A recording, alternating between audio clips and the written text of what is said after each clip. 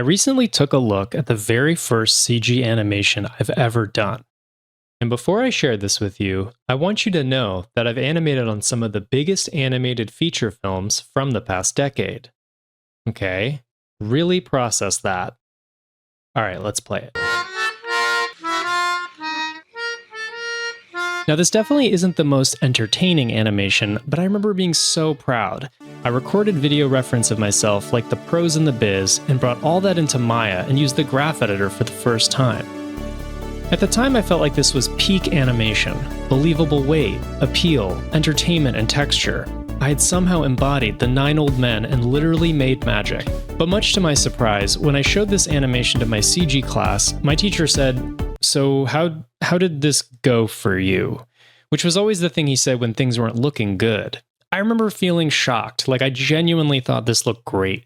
So when my teacher implied that something was off, I felt this sort of embarrassment and shame.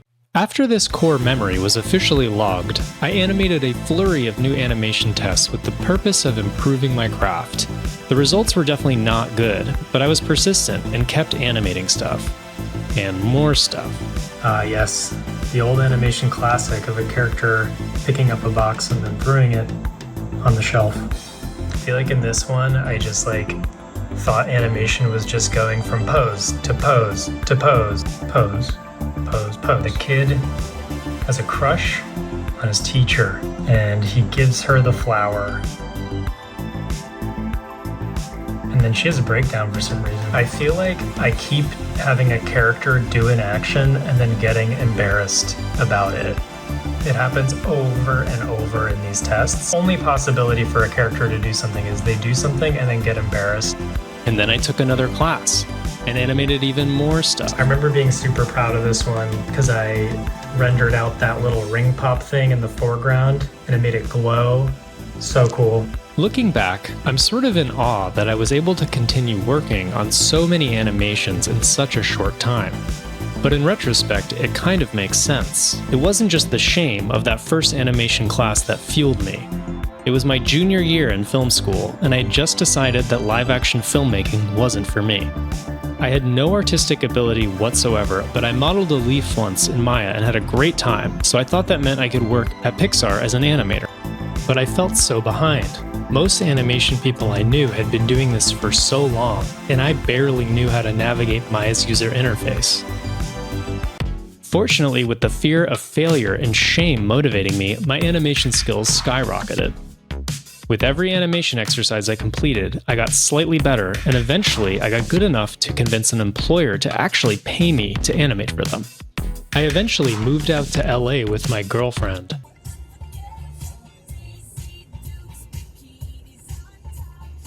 And continued to practice animation while scrambling to find any jobs that I could find. I had saved about 3 months of living expenses before I had no money left and would be forced to pursue other options. Fortunately, after months of frenzied searching, I finally landed my first animation job in Los Angeles. And over time, as I got better at animating, I eventually achieved my dream of being a feature film animator at a fancy Hollywood studio. And now that I've been in the animation industry for about 10 years, I've been fortunate enough to animate on some pretty cool projects. It's wild to think how far I've come. But you know what kind of sucks?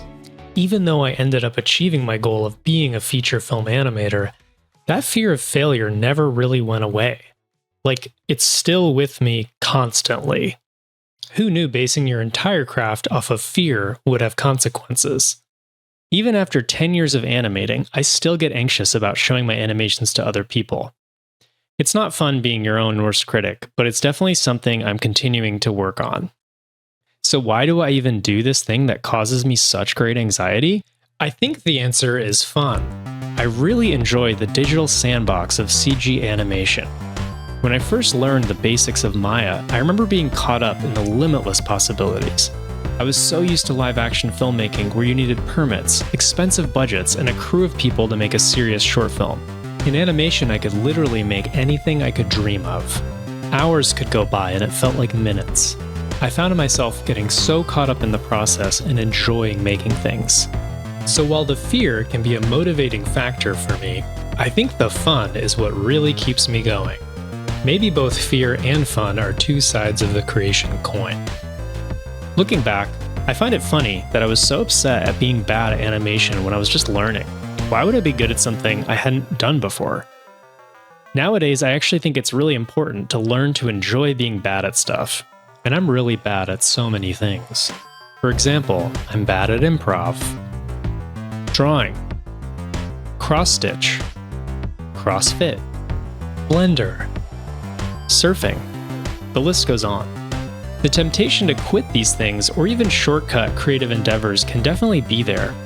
But then I think that deprives me of the process, which I love.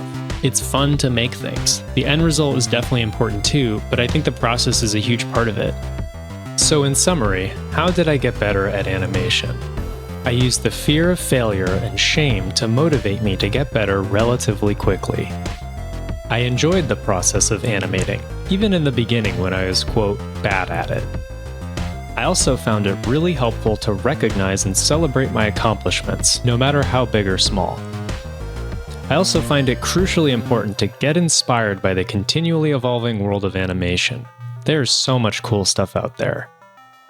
Having a community that supports your growth might actually be my biggest tip. You can't do this alone. So let's all make stuff and enjoy being bad at it, I guess. Is that the point here? I don't know. I hope this has been somewhat insightful. Bye. CG animation. So while the fear can be a motive... I lost my place entirely. Look at this fucking clip I found.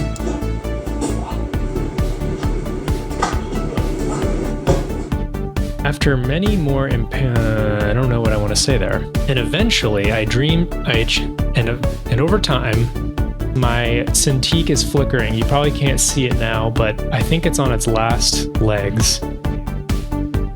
I think it's lagging because can I close anything? I'm gonna take a break because I think I'm losing my mind.